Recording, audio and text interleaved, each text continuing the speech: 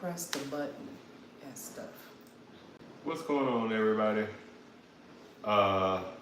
Welcome to the third episode of Your Comedy Bestie.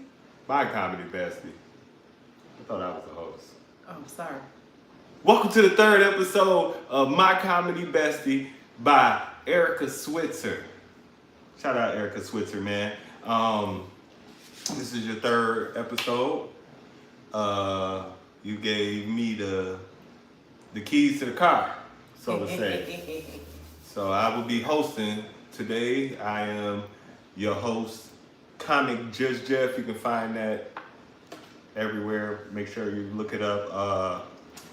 And also Erica Switzer. And yeah, I just grabbed my phone. That's just what I did because I'm sharing the YouTube like you all should be doing. When you get in here, when you start watching it, especially if you're watching it on tape delay or replay, whatever you old folks call it, please make sure you like so that this can get out to more people and more people can know about me and Jeff and all the other comics that I have on this podcast. No, just me and her. We don't get. No, I'm just playing. It was a joke. It was a very bad joke for other comics. We just playing. So yeah, share alike, sharing is caring. And here at your Comedy Bestie, you know, I pride myself on talking to the people. I'm a comedian just like you. Last week we had on Charity Jones out of Tulsa, Oklahoma. You don't Shout know out who. Charity Jones for doing the podcast. Shout out Charity for doing the pod. It was a great conversation. We got a chance to talk about the Tulsa scene, talk about the festival she's been in, talk about some of the different workshops and stuff she's done. So check that episode out, or check out the very first episode where you get to know all about this gentleman right here. Yeah, I did the first episode. It was fun. The inaugural episode. It was fun. She got some dope segments we're gonna do today, and we're gonna try to make sure that you guys are entertained as well as us. That's really what I'm in it for, my entertainment. Cause if you ain't entertained, then why you watch? To look at our big ass foreheads, to see what we thinking. Wait a minute. Why my forehead got to catch a straight for nothing? I didn't even. I mean, you covered up your top. That's almost worse than that straight that Damon caught from Just Hilarious. I ain't even do nothing to nobody. In today's comedy news, Yeah. Chicago's very own Damon Williams catches a stray from Just Hilarious on the Breakfast Club. Hey, listen. We could talk all the shit we want about our comedians, but y'all better not. They started the whole thing with that. All right, listen. The intro, we already got through that. Let's get into these questions. Now, we know that you're a comedian. Other than a comedian, what are you? A child of God. Amen to that. I'm Diana's only and Marshall's last, allegedly. Daddy was a Rolling Stone. That's what it sounded like. Okay. Papa was a Rolling Stone Ain't for nothing wrong with sure. that. On my website, I sum myself up as your jet set bougie auntie who catches flights, not feelings, and twerks to NPR. Your cousin that loves anime a little bit too much that she went to China and shit. I don't think that like NPR and twerking should even like. I think it's illegal to put them together like that. You don't know what Ira Glass's voice does to me. It's like a melodious wind as I flounce my buttocks, one at a time. Yeah, I'm a wild card, baby. I'm a human. I live life. I love life. I love people. When they all right, when they got good character, when they got good heart, when they got good souls, especially when they funny. Especially when they get good hearts, because if you ain't got a good heart and your character bad, you screwed up, and I can't deal with that. So, your mama baby. I am Diana's baby, yes. That's okay. No, ain't nothing wrong with that. Ain't nothing wrong with that. I get all my sweet and spiciness from her. I'm my mama baby too. You know what I'm saying? Like, I would hope y'all mama baby, because we got good mamas, and I hope y'all have one too. Happy Mother's Day. Belatedly. When you start, what year did you start comedy? Some would say 1982. Others would say Was that the day you was born? The year you was born? possibly. When was the first time you grabbed the mic? First time I grabbed the mic technically was 1987. And did jokes? Nah, had a couple of lines at the Christmas play. Was there funny lines at least? The way I almost didn't say them lines and caught a little bit of stage fright for that first 15 seconds was. When did you start doing comedy? That's what I mean. Technically, July 2017. Was the July first time. 2017. Yeah. That's what, how did you get started? So, and this is crazy because when I tell people I got started in Shanghai, China, they look at me like I'm crazy. But it's true. I messed around. They got niggas in China? I'm sorry. They got niggas in China, I'm lots sorry. of them. I'm sorry. Tons, hundreds of thousands in whole provinces. I don't know if I'm saying anything that should be allowed on YouTube. Damn. But anyway, y'all gotta know, there's at least 300,000 in Guangzhou. At least that's the numbers that I heard last time I was there. So you started your comedy journey in China. Of all places, they make it really hard for you to go over there anyway and live. So I set out on a mission and said I was gonna teach, I was gonna do Toastmasters, public speaking and stuff, and I was gonna do comedy. And that's exactly what I did. So when you was over there, real quick question, follow-up question. When you was over there in China, you can do nothing Chinese. You were like, I'm gonna find some American shit to do in China. Did you do anything Chinese, China related? ate some dumplings. Yeah, that sounds about right. That's about as far as I would have took it to. Ate some noodles. Had some grilled lamb on skewers. You're right. Met some people, shook some hands. Was it, well, do they speak English? Like, is that like their second language or something? Like a lot of people there understand English or no? Like the natives? A surprising amount of people do speak it. They say Americans, everybody speak English, but Americans don't speak shit because we don't. We don't speak shit. Yeah, we don't care. We don't speak shit. Spanish is supposed to be my second language. Supposed to be. Remember in high school where you had to take a certain amount of years of a language? Yeah. I took 5. Yeah. I took Spanish for a little while, but I just learned it from people I knew on the street, and it's mainly cuss words. Yeah. No, it's 90% cuss words and hello. That's it. So I know about 9 cuss words and hello. That's it. Like, what's going on? ¿Cómo estás? Cabrón. Like, that's all I got. Like, ¿qué hora es? Puto. Like, I don't know why I say puto like that. I just say it for the Americans. So you got started in China. Was it like a open mic out there in China? Like, was the Chinese people like running the mic? So, or was it like people from outside of the country? So turns out Shanghai is a very global city. So it's a lot of people from all backgrounds, every walk of life. You walk down the street, you hear 5 different languages. Oh, okay. I had just got to town and then just started meeting folks, and somebody said I had just broken up with somebody. Basically, somebody had dumped me, so they called me at a bar and they was like, "Hey, I'm gonna go guest bartend at the spot they doing an open mic." Was it a Chinese person? No, she was no. Oh, okay, well, fuck 'em. No, I thought you was about to say the person who recommended it to me. The person who recommended it to me was an Australian lady. Oh, okay. So it was an Australian lady that recommended the open mic to you? Yeah, my badass mixologist, bartender, homegirl. Shout out Hannah. Love you, miss you. Shout out Hannah, Montana. Hey, no, Very dope lady. So it was, you was in China and you got to an open mic from an Australian lady. Yeah, and when I got to the open mic, after I'm, sitting there eating pierogies, I was at Pierogi Ladies. Shout out to them 2 actual Polish ladies that opened up a pierogi joint in the middle of Shanghai.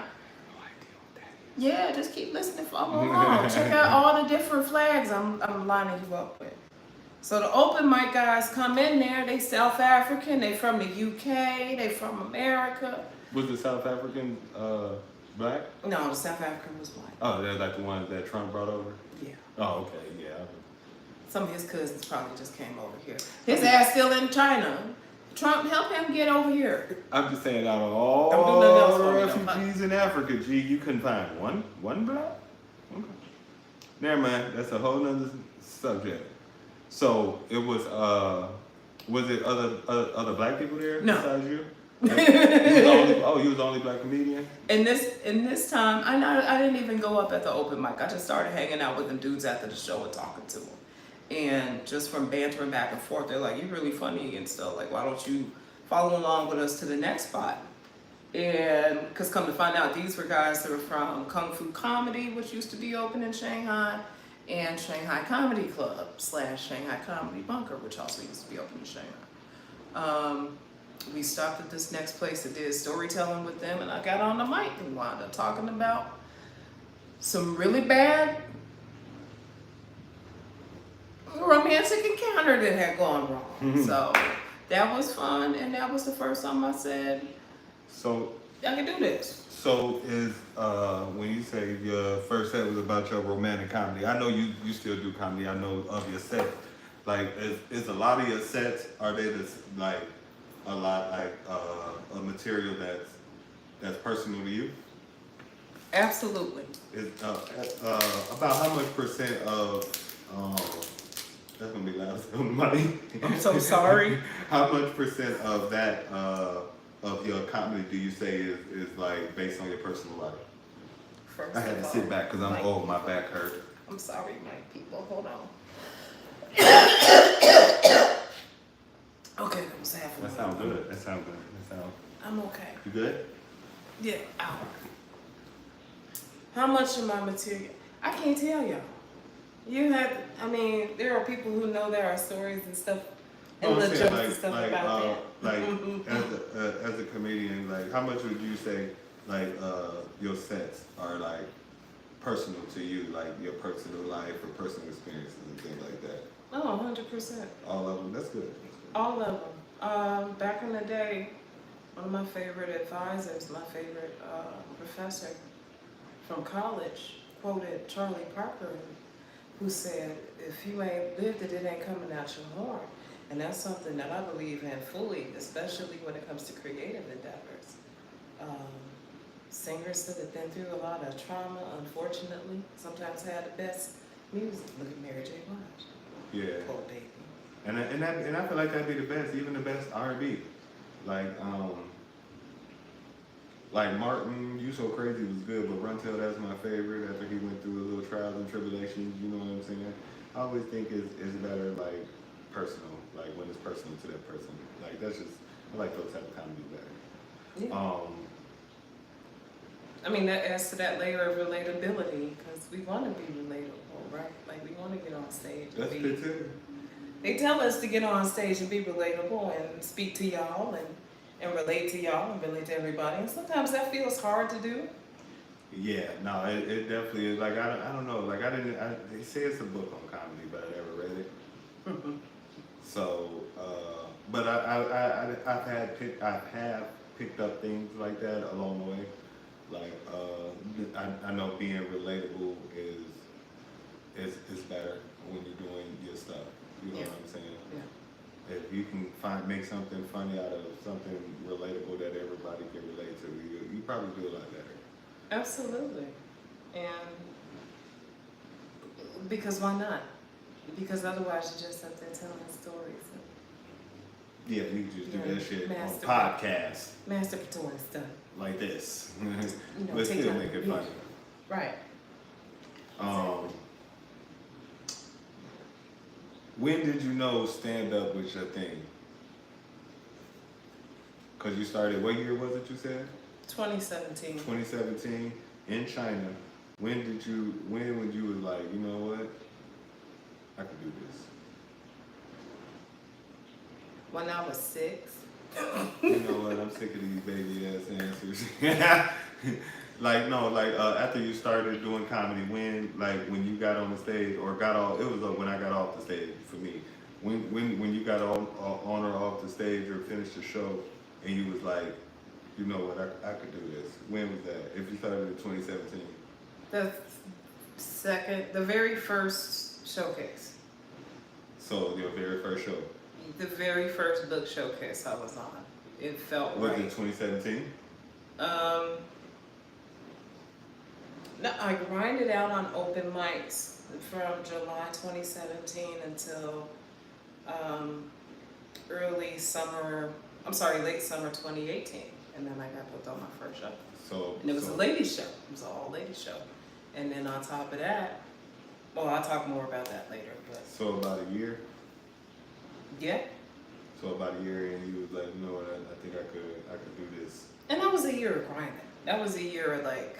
Yeah, no, like for sure. Like you gotta get out there on the grind, especially when you first started. You know what I'm saying? Mm-hmm. But so you feel like a year after you did it, that after your first open mic, you was ready. Absolutely. Well, they felt you was ready too, obviously, because they booked you. Absolutely, and I gotta say, and I'm telling this because Shanghai looks like a completely different place now. 7 years later, 8 years later, these places that I'm talking about don't exist anymore, or the owners, the managers have all since gone for the most part, right? So things in Shanghai are like happenings because we know they're today, gone tomorrow. I got very used to don't get too comfortable with liking stuff in Shanghai. I didn't get too chummy with some little noodle kiosk and shit that I liked, because I know one day they could be there, the next day they could serve somebody some bad meat and be gone. Yeah, I don't play with people about when they got my food in their hand. Like, I'd be nice to them for sure. Like, you definitely gotta be nice to them. You don't want nobody to lick your noodles for they put them in your bowl or something like that. Yeah, no. Yeah, people weird these days. They be playing with people's food and doing all that. I'm the nicest I can to people. Matter of fact, if I don't have to go into the restaurant, I don't go into it. I'll just order it on my phone and bring my food. That way we don't have no interaction, so you don't have a chance to hate me before you make my food. You feel me? I know that's right. Other than China and Illinois, where have you performed? Oh, over the mother loving place. My very first festival was in Mongolia, which was very dope. That's still China to me. I'm just playing. Part of it. Part of it. Allegedly. So you said Mongolia. So you got China, Mongolia. Where else have you performed? I said outside of Illinois. I should have said outside of the United States. So those are the two places outside of the United States so far. Knock on manufactured wood. This is solid wood right here. There we go. Okay. Also, let's see. California, New York, Minnesota, Iowa, Wisconsin, Indiana. That's mostly it so far. But now, okay. would you consider It's been repeats of places? out of all those places you've been, like, do you consider your jokes universal, or do you feel like you had to switch it up in different locations? I feel like a lot of my material is universal. A lot of the stuff that I've done in Shanghai and started doing, Mm-hmm. I still was writing American jokes. I still was writing things with American sensibilities, and I didn't. And they worked in China? For the most part. I would keep crafting stuff and working it to find more universally relatable angles, because, like, say for example, at a night like at Kung Fu Comedy or Shanghai Comedy Bunker, you might have an audience that's like half locals and... Time out real quick. Now this Kung Fu Comedy you speak of, was there any Chinese people? I didn't name running them. it? No, they weren't. No. Okay. That's cool. I just had to ask. I'm sorry. Go ahead. Keep going. It was the Australian lady, wasn't it? It was an Australian dude. It was an Australian dude that was running damn, it. they always taking over some shit, dog. They always taking over some shit. An Australian dude and a Moroccan. Oh gosh, no, he was Egyptian. My bad. An Egyptian. Was it a black Egyptian? He wasn't like you calling him that, no. But I know nigga hair when I see it. That's all. Yeah, no, like they. That is Negro hair, sir. That is nappy. Yeah, they supposed to be. Okay, so you got the same Tracy Ellis Ross conditioner I got. Out of all those places you named, which one is your favorite to perform in? You can include Illinois or somewhere in Illinois in this question. Also. Notice he said somewhere in Illinois. We gonna leave Aurora out of it, like, cause that's where we at right now. So we gonna leave that out of it. Honestly, New York. New York. Do I want to go back? Yes. Do I want to live there? No, absolutely not. I would be boxing rats every day. I would love. Excuse me. I would love to do comedy in New York. It's just New York need to sweep and mop a little bit, cause I did see a thing where they're getting trash cans now. Like they just ain't gonna put the trash on the street no more. I'm like, it's 2025, G. What? Like you could have did that 25 years ago, 2025 years ago. Like I'm sure I'm sorry, I live in the suburbs, but Chicago has had garbage cans for as long as I can remember. Them big black ass garbage cans in the back. Yeah. Yeah, we've always had garbage But cans. you don't see rats the size of rat terriers out there. Oh, I have. I mean, they be kind of big, but not like flyweight division big. Hey. The rats in New York, I'd be ready to box every day. I'm not. Many of them I saw, they'd be a fair fight. You know what's crazy? I was in New York. I've been in New York a few times. I've never fucking seen a rat in New York. I didn't walk close to garbage bags on the street either, cause you weren't looking. Oh, was it dark? Looking. Yeah. When I went out there with you, and that's what the first time I seen the bags on the garbage. I met you out in New York. You was where was you? Where did we meet? Manhattan. Yeah. I seen the bags, but I didn't see like nothing scamper across. But it was real busy outside, so it was a lot of people outside. So yeah. I'm sure all that movement, they were they thugs. You weren't coming out of a speakeasy at 12:15 at night. No. Just to have a break and then seeing a rat just scamper. Listen, I'm just standing there minding my business, and out of the corner of my eye, I saw this rat coming down the street with a breadstick in his mouth. How the fuck I see just a floating breadstick? It scared the hell out of me. I went back and Wait, talk about it. The rat had a whole breadstick. It was a whole I kid you not. If I'm standing outside on a dimly lit street, they had just come through with the garbage trucks and shit, and just, all that. That's hilarious. The freaking, Ratchet out the corner of my eye, all I see is some yellow thing bouncing. Then there's a damn, hell no. That thing was big as a puppy coming down the street with a big ass breadstick in his mouth. Hell no. And then I came back out some other time because, I don't believe fat meat is greasy sometimes, apparently. And I stood there and watched 3 rats that looked like they had a bad throuple breakup or something, tracing each other out, like perfectly squaring this doggone canister. And I was like, hell no, I'm going back in there. I ain't coming back out, never no more. Call me when the Uber is here. They was running the rat race for real. They really was running the rat race, and I did not want them running no rat race up my leg, or my boots or nothing. Hell no. So yeah. I've been to New York probably about 2 or 3 times. I stayed in the Bronx one time, and the rest of the times I stayed in Jersey. So if that's your favorite place, what's your worst place to perform?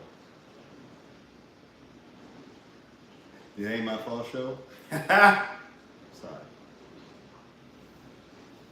Speaking of It Ain't My Fault show, I think now would be a great time for us to take a moment to address the merch in the room. Yeah, no, come see the show. It's merch available there. We all over though. I've done It Ain't My Fault show from Illinois to Cali. I've done shows in both locations, multiple shows actually. But tell them about It Ain't My Fault's brand new home. we got we got a monthly show in Aurora at the Bit Theater. We just got that locked in. First Saturdays, starting June 7th. Next month we starting and we're gonna be doing that every month. The first Saturday of every month. The only caveat is we got July 5th, we got the day after the 4th, so hey, come on through. If your ears ain't too busted, even if they is busted, sit up in the front so you can hear us. And then August, we have the 9th instead of the 2nd. So we'll be the second Saturday in August. But then we hopefully go back to first Saturdays. Yeah, we should be back at first Saturdays. Come check us out, Bit Theater Aurora. Now, what was the worst place that you've ever performed?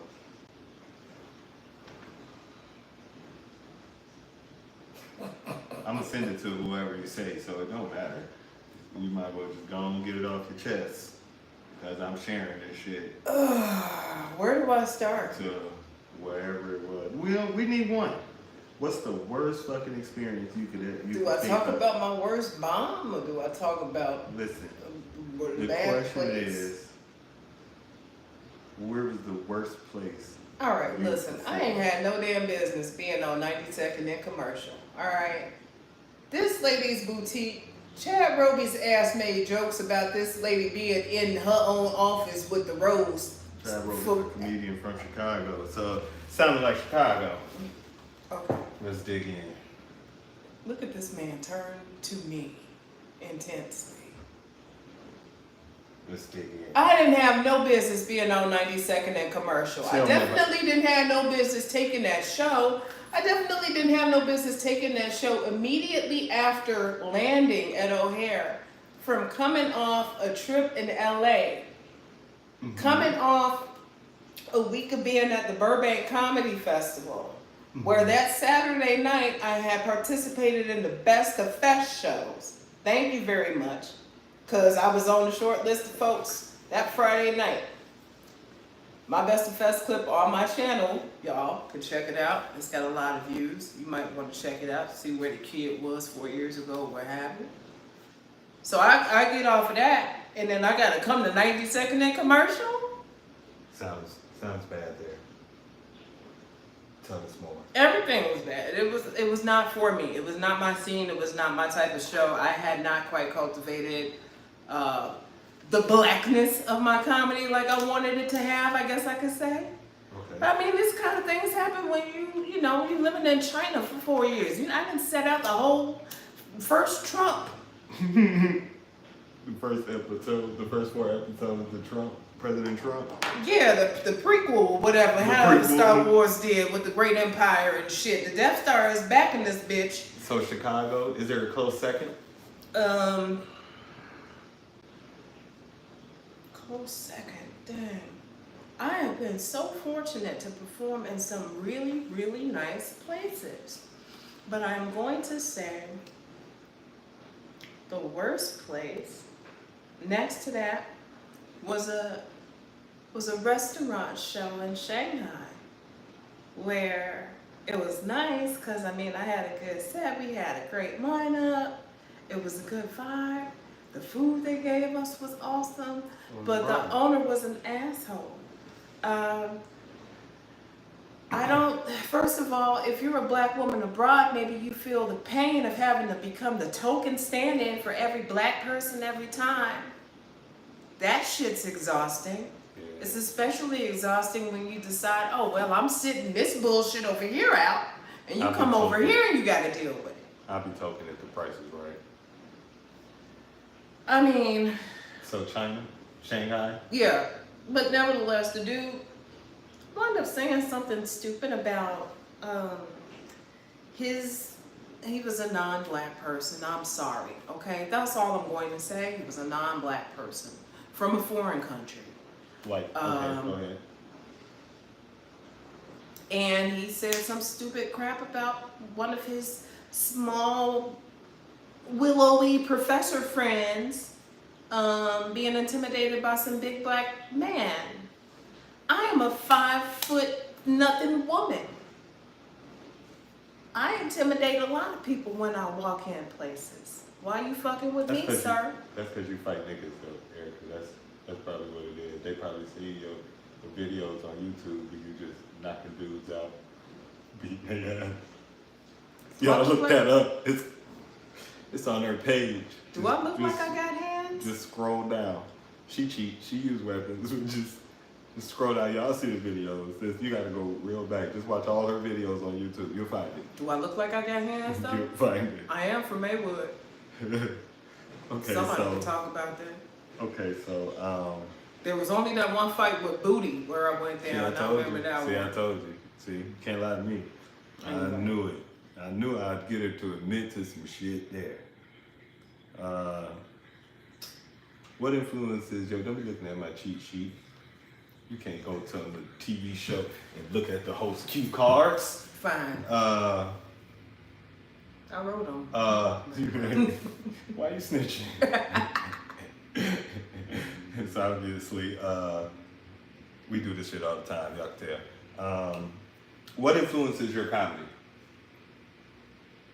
Silliness.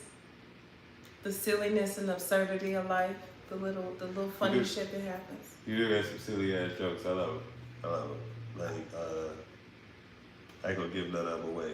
But I really enjoy your Chinese set. Like, it's so many ins and outs to that set, but just like the whole set overall. I know you got like 4 different versions of shit that go on in China that I've heard, that I know.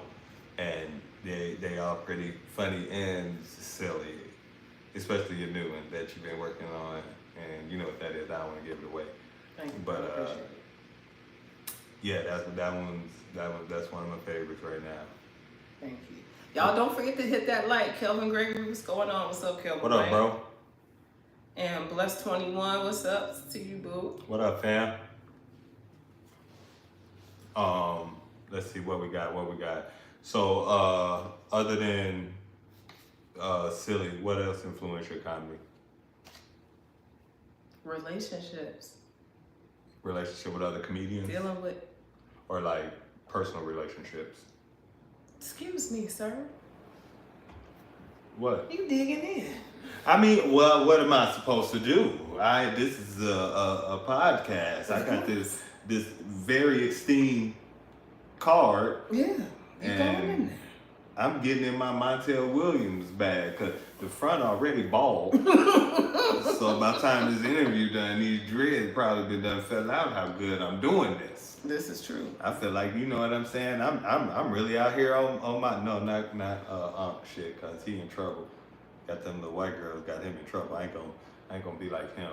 Ocho Cinco, there you go. I'm on my Ocho Cinco right now. Reading off the cue card, you feel me? I mean, at this point, I have a relationship with, jokes with first names at this point. All like the little shorthand that I write, like my little playlist, my little set list before I go on stage, be like names. Okay. Because this is where I'm at with my jokes. Memorable people with memorable attributes. So just so from like your personal life. Yeah, dating and relating to funny people that I've come across in my life. My mama pops up in my jokes. Yeah, that'll be the same, like your personal relationship. Because ain't nothing like hearing my mom tell me, you know what you need to do. What you need is some more black mama jokes. I hear that every so often. You know what you need to do. You need to bring back your little song. I hear that all the time.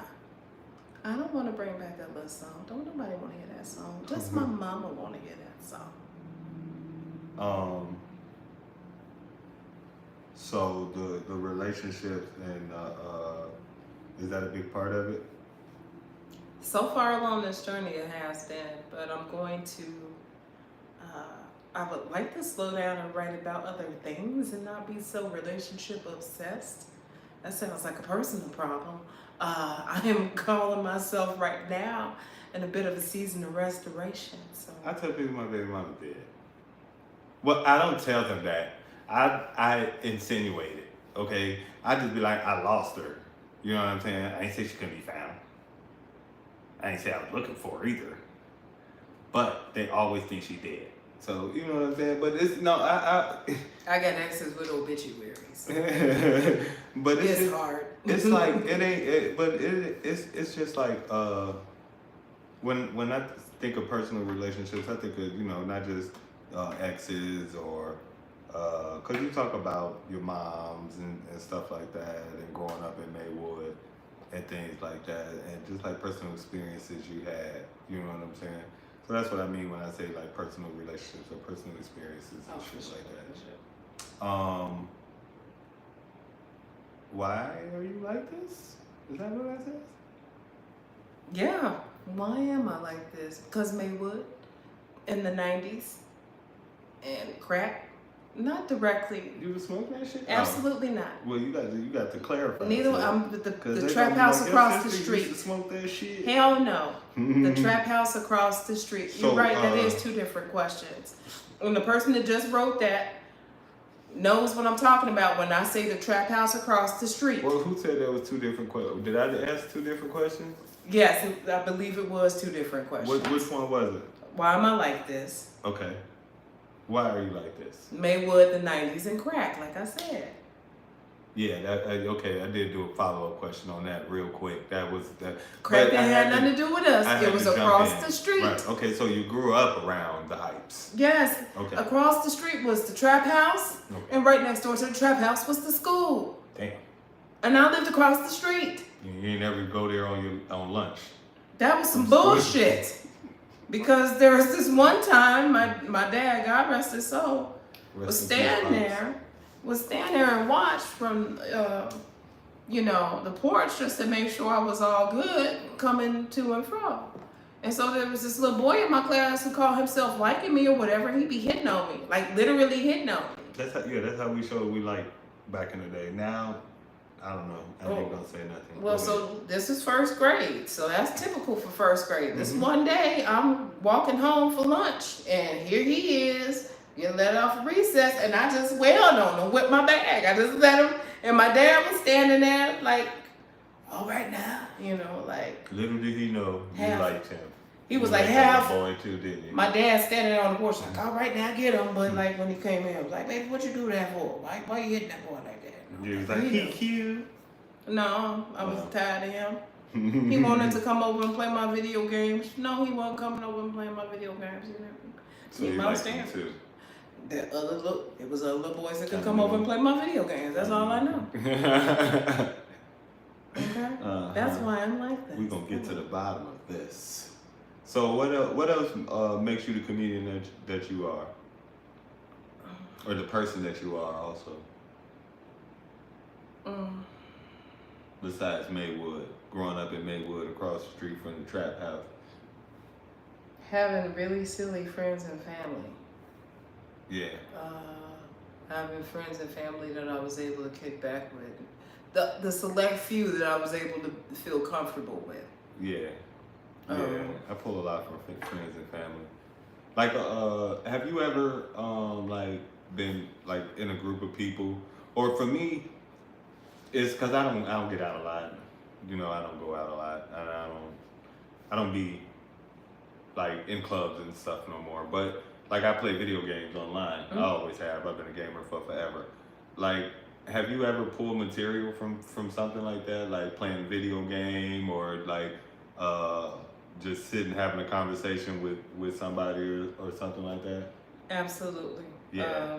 When I had regular spots up at Laugh Factory monthly, I got to a point where I would say, hey, if y'all don't laugh at this shit, I'm gonna go home and get beat by a boy named Booty Noodles. So.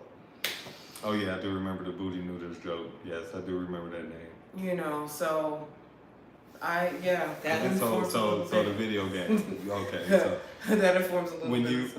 When you play the game, because I mean we played a video game together and I haven't wrote anything down recently like that I've used from there, but I have come up with a set from that. Shout out Wonder Woman. Shout out Wonder. Wonder is hilarious. Yeah, Wonder. That's my guy. She cool as hell. But I pulled something from there. I pulled the voodoo from there, and I thought it was cool. like pulling sets from like being on the game and stuff like that. Just conversating with people online. If we would have went over there, getting back to the fact that the trap house was across the street from the school and all that, the person that said if we never went over there, that's the person that was my bestie living right next door to me. She right, we didn't never go over there, cause why would we? And they always had trouble. They always had fighting going on and stuff. It'd be internal stuff. Was there kids there though? Surprisingly. Like with the actual kids and shit live there? Yeah. Oh yeah. One of them try to fight us and stuff. Yeah, it's like, yo, like. Yeah, I lived across the way or down the street from people whose parents was on that stuff, and it was rough. It was tough back there, but luckily my people wasn't on that shit. So, well, my mom and dad. I ain't gonna say my people. My mom and dad. I don't know about the rest, but my peeps they didn't get into it. So we was good. That shit wasn't around us like that. You know what I'm saying? Yeah. It was devastating. It devastated a lot of families, and that's what's up. Not only are you a comedian, you're a producer. What shows are you currently producing on? So I am currently producing the Popout at the Lincoln Lodge, third Wednesdays. And that's in Chicago. Yep. I'm actually a co-producer on that show. She's smart, quiet, and enjoy having fun. I can't read, okay? Don't make it that long next time. I'm just playing. I'm just joking. Mr. Keep It Short and Funny right here. Thank you. I appreciate that. Yeah, folks get me messed up with that. Like, this is resting inquisitive face. I just be sitting back in the cut observing. If I feel comfortable with you and start talking to you, then I'm a barrel of fun. This is medicated face for me now. I don't know. Because I be forgetting to look up at the screen because I be so focused into my cards. You feel what I'm saying? It's only one. It's just front and back. But because I like the podcast. And like everybody know, like we comedy besties for real. Like we go to shows together probably 90% of the time. You know what I'm saying? And I was talking about producing. Mm-hmm. Now, the Popout. You a producer. I'm a producer. Kelvin Wayne is a producer. What's your favorite thing about that? That we have kicked off these first few shows and come to the Lincoln Lodge with that spirit, with that energy of getting out there, letting our material hit, and making as many people leave with smiles as possible. We've turned out some really good shows. They've all been really good shows, to be honest with you. They all have like quality comedians and quality crowd. Like the crowds are there to laugh. Like whenever they come, they're there to laugh. Most shows that we're part of, the crowd know what they're there for. You know what I'm saying?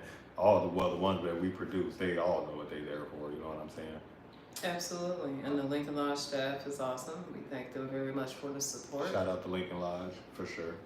And so we also co-produce It Ain't My Fault comedy show. It Ain't My Fault comedy show. As we mentioned earlier at the Bed Theater, we just got that residency popping. We also co-produce Still Not Friday comedy out here in Aurora at beautiful downtown Two Brothers Roundhouse. And we just celebrated our 400th show on Thursday, which was awesome. Speaking of It Ain't My Fault, I did want to talk about that roast. Y'all, Friday night we had one of the most incredible roast events you could have. Yes, sir. It was my birthday roast. I had the co-host. I had a whole host of comedians that's been on Chicago Roast Battle. And it was my birthday twin, Mike Wiley, a fellow comedian, fellow producer at Two Brothers at Still Not Friday. We did our birthday show and we had a roast, and it was amazing. It was the first roast I've ever done, And it was the first one I ever produced under the It Ain't My Fault banner. Like I never thought about doing a roast before because I don't think I've ever had 6 people that I let get up there and talk shit about me without wanting to fight them. But I found 6 of them and be cold, and I brought them out, and we had a great show, and I got fucking the best. I got my comedy Bestie also as a producer, but like I just got a little gang. Like it's me, KB Marion, my other sister, my brother Kelvin. Like it's like a little family, man. And I try and bring it all in as one. What's your favorite thing about producing? I mean, what can people expect when they come to It Ain't My Fault show? I want to hear it from you. We book heavy. In addition to already having the talent on staff, we book heavy. And we book very funny. And we have a lot of repeat customers. I could definitely say that. And it's not just somebody can say, oh, well, it's just your family, you know, some bullshit like that. No, it's people in the community. Yeah, no. It's like, folks that see the not free show. It's folks that we just had to come to the free show all the time and said, yo, we don't even go out to paid shows anymore because we've been disappointed. We've enjoyed y'all's free show so much, but we came to this one. We came and paid money for this one because we knew y'all would bring it, and y'all did. It's one thing about the It Ain't My Fault show. It's always gonna bring out it's always bring out awesome people. No matter where we do the show at, it always bring out people who and they be supportive and they know what they come there for. They come there to laugh, and they come there to laugh, and they come to laugh hard too. A lady bought her son and the son's girlfriend. We in the parking lot before the show. She's like, "Oh, I just love y'all." Yeah. You know, Yeah. like to have that happen. Kelvin came from the south side. It's one lady and another lady. They only come for him. Yeah. Every time he does a show, and no matter where it is, they pulling up for him. And there's people like that. That's good. And it ain't even, like you said, it ain't family members. It's just all love and support, and they know they're gonna have a good time when they come to one of the shows. Absolutely. What we got? I want to play a little game. We got like 8 minutes left. You want to use the ones you got that I sent you? Yeah, I got that one too. I'm looking at this one though. Fine. Yeah, because I didn't go through all. I'm a freestyler too at the same time because I don't want you knowing the answer to the test. Fine. Then I will.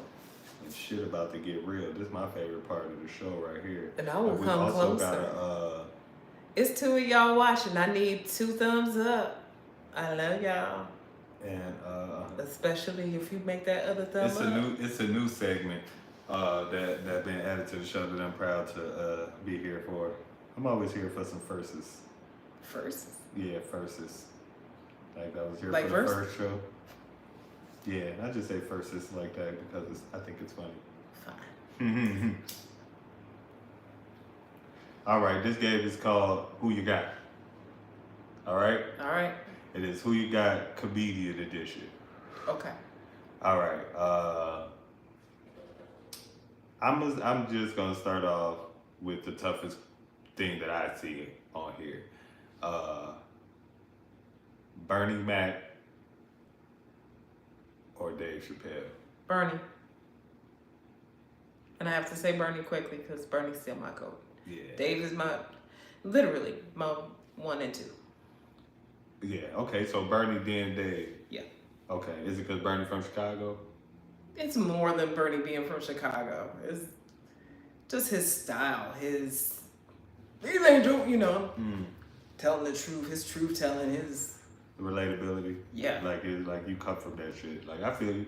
Absolutely. Because I would definitely take Bernie back over Chappelle.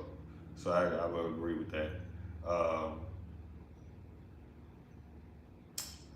Dave hella relatable though. I still got the whole Chappelle show skits memorized for reasons. You know, he's still. How about George Carlin or Bernie Mac? Bernie. Okay. Still. That was a test. It was a test to see. This one right here, that's one kind of tough. Chris Rock or Earthquake? Damn. He did make that tough. Chris Rock by a hair. By a hair. You gave it to Chris Rock? By a hair. Okay. By literally one of his texturized hairs. He'll go. I would have gave it to Chris Rock too. Shit. I can't lie. Bigger and Blacker is one of my favorite comedy specials of all time. Okay.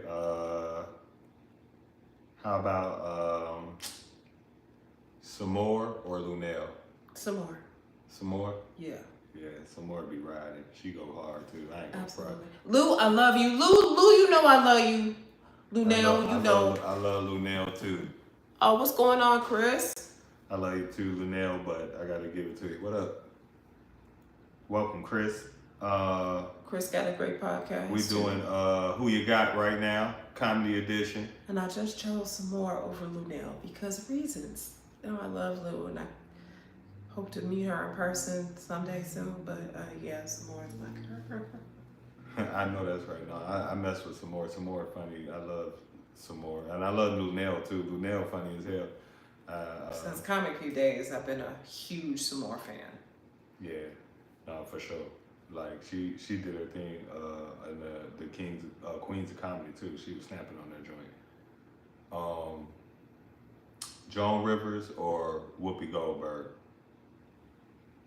Damn, you really are making it hard for me. Pause. Joan Rivers, because Joan Rivers was a queen of one-liners. And snarky as hell till the day she died, baby. So I miss even her doing red carpets with her daughter. Like, I loved her. I was just gonna say, I just see the video of her before she passed away, and she was walking up some stairs and just talking crazy. Like she was just not crazy, but she was just going off on somebody about something, and I was just like, yeah, Joan Rivers never gave a damn about anything. I'm gonna pick Joan Rivers because I've never seen Whoopi Goldberg do stand up. That's crazy. I didn't even know she do stand up.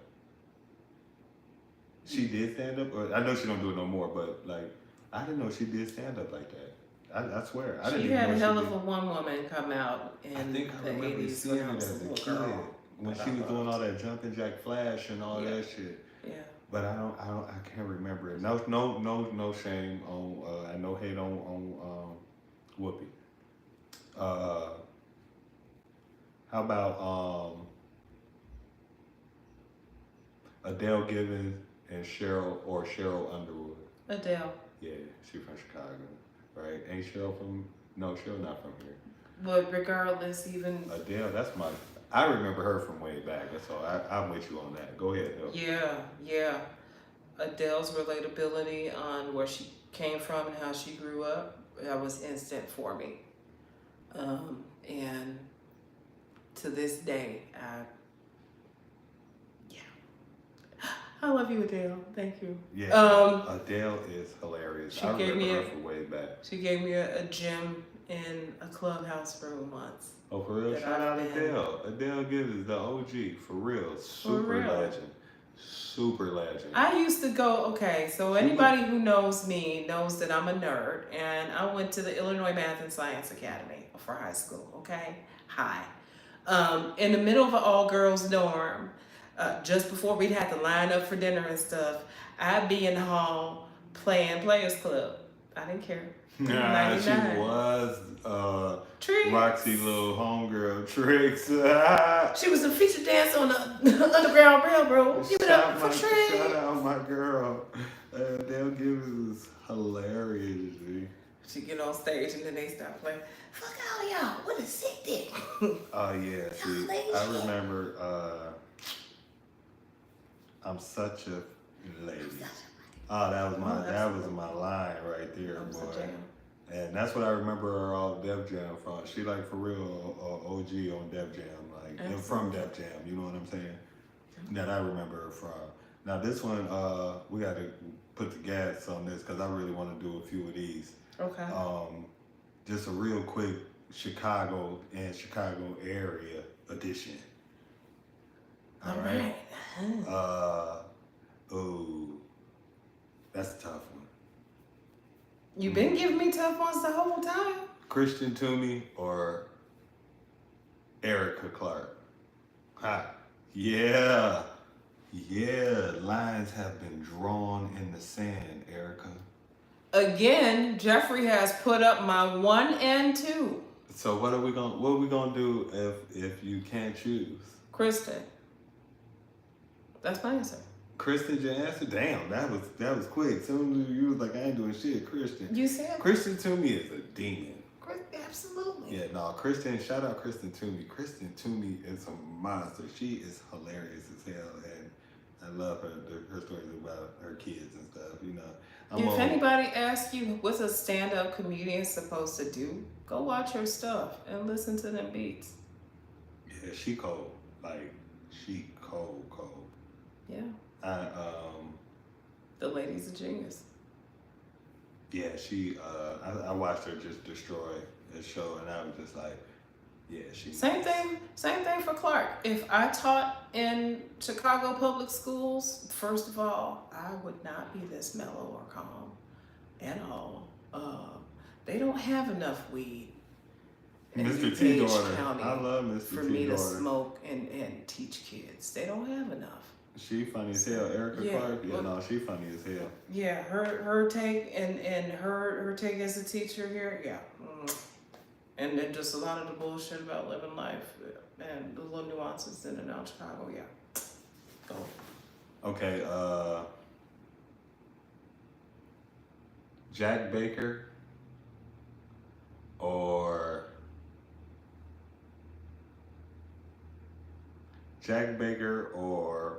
Felonious Monk. I put Jack Baker up against a motherfucker. But Jack is nice. But it's your decision to make. Cause Jack is a tough one. Felonious Monk is Felonious Monk. Jack is super nice, but you putting him up against Mr. Holla Up My Ass. Yes. Come on, man. Yes, yeah. Come on, man. Jack. I'm sorry, Jack. You didn't stand a chance. I'm sorry, Jack. Hey, Jack. All right, Jack Baker. You know how I feel about you, Jack homie? Baker or Joe Fernandez. How about that? Okay, Jack Baker or Joe Fernandez. Jack. Joe know I love him, but Jack. Jack, okay. Yeah. I say fuck Jack, okay? Cause he just did my roast, and you know what I'm saying. Brilliantly. I'm still hurt a little bit, like you know what I'm saying. Like my feelings are still hurt. I appreciate getting roasted by the He's best. diabolical. He told us apart. Yeah, he paused. He diabolical. Like, hey, Jack is hilarious, and they be on it. That's my dude right there for sure. So I can't agree with you. I mean, I can't disagree with you on that one. All right. Well, I want to do one before we go because I think we're almost there. It's called. This is a new one. It's called. I seen it somewhere. It's called book. It's called host, feature, or headline.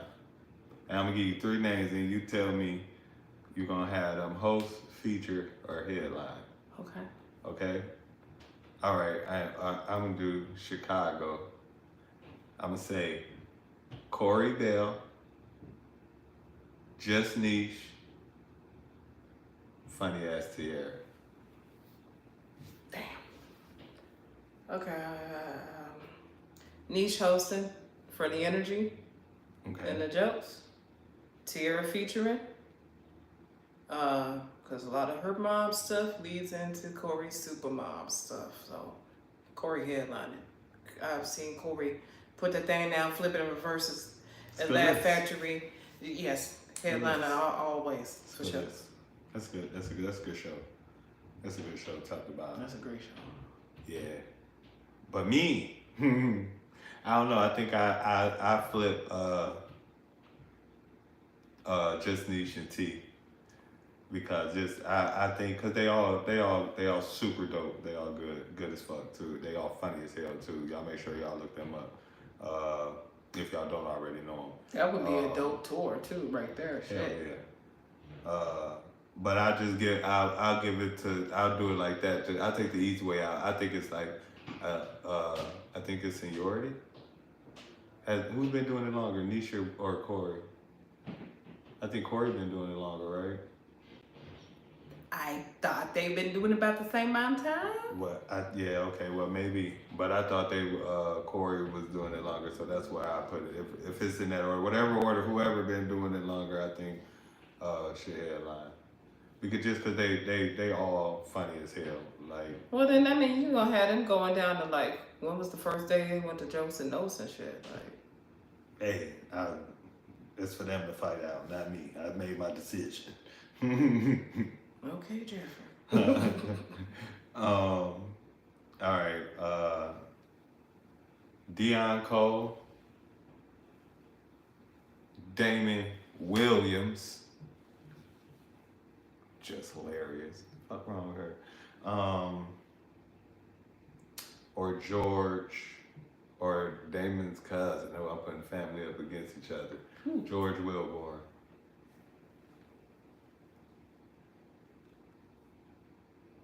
This is hard. Ooh, it's hard as hell, boy. Oh. Don't take the easy way out like me. All right. Damon is hosting. George is featuring. Deion is headlining. And I think that's that. I can't see any other way around it. If I could have both of the cousins feature, I would do that. Why that word? Now I got the note. Why Deion last? Deion is my headliner. I love Deion's jokes. I love his writing. I love his point of view. One of his jokes that I always go back to is the jokes about losing weight. One good time. Because you know what food tastes like. Deion is ignorant. Okay, that's why he would be my headliner. But, I don't know. Just that kind of crazy ass point of view, and you just take it and you ride down them thoughts with him. Yeah. Did you see Deion? I haven't seen the latest one. I've seen Charlene's. No, did you see him host? What was that? BET Awards or some shit like that? I don't be paying attention to that. Folks be sending me clips and stuff to that kind of stuff. I don't pay attention. Did the Kurt Franklin joke? Did you see the clip where he did the Kurt? It was some type of music award or whatever he did. I don't know. I think he a good host. I think he'd be my host. And I personally think Damon and George Wilborn it's a 1A and 1B. You know what I'm saying? But I'm gonna go with motherfucking George as the motherfucking headliner. I've seen both of them work. I've never seen Deion personally, but I've seen both of them do 45 minutes an hour, and it's 1A, 1B. Yeah. You can switch it out night by night. Yeah. But their energy is crazy. Like it's crazy through the roof, and you know Deion, Deion, that's my dude. He very mellow. You right. I fucking love Deion, right. But Deion, he mellow as hell. But he gonna make you think, and he gonna give you some big pops. Right. Laugh, yeah. And that's why I will still leave him as my headliner. I think I have him as my host for that reason, though, because I know George and Damon, they can't stay still on that stage. Their energy is through the fucking roof, and they fucking jokes is gonna fucking follow. Yeah. Like I did a show with George Wilborn out here, and I thought I did something. My little punk ass 10 minutes. Boy, don't you know this man went up there and was climbing all over the stage. And I was like, he is 127 in comedy. He should not be doing this shit, okay? Like George Wilborn, I want to like spray some baby oil up there so he'll fall. Like, get down from there. What are you doing, son? Like, you're too old for this shit. My back hurt looking at all this energy you expending up there. George Wilborn is a demon, like, for real. And that's why I chose him. And shout out Damon though too. I seen Damon do. I I featured for him when he did his one-man show in Ed Riddles a few years ago. And both of them demons, like for real. And Dion Cole, he one of the greats out of Chicago too. So you can't go wrong with either one of them as the headliner. Any way you put that show together, you can't go wrong with it. But I would take definitely George Wilborn last. Fair enough. And low key, I think I did that from the order they started. Like I gave George the seniority. And now that I think about it, because George, I think I believe he started before Damon, and then Dion started after them. Good Lord, okay. Yeah, I think I cheated again. I didn't know George started before Damon. Yeah, I believe so. And no, I'm going to leave that alone. They both look like they started when they was 12. That's all I got to say about that. Yeah, they're black, so they still look 12. Absolutely, they still look 12, especially George. George looked 24. Looked like he's still on GCI and shit on Friday and Saturday nights and shit. Hey, George. What you got going on? This. Make sure Aside from that, close us out because I don't know how to close this out. Aside from that, everything? Did I do a good job? You did a great job of covering everything, Jeffrey. Yeah, I appreciate you. High five.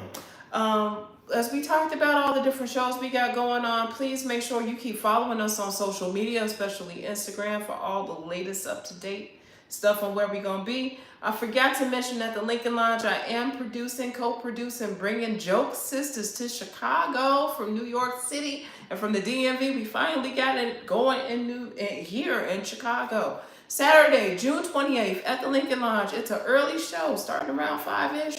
Make sure you go ahead and check the Lincoln Lodge website. Go to Eventbrite and get Joke Sisters Chicago tickets. It's going to be amazing. Me, KB Marion, Arlita Hall, Lisa Laird coming in from New York. They are residents at New York Comedy Club. The great Joanna Briley, my big comedy sis and director, founder of Black Women in Comedy Laff Fest, and Janelle Jackson from Chicago. It's her first time coming back home and doing comedy.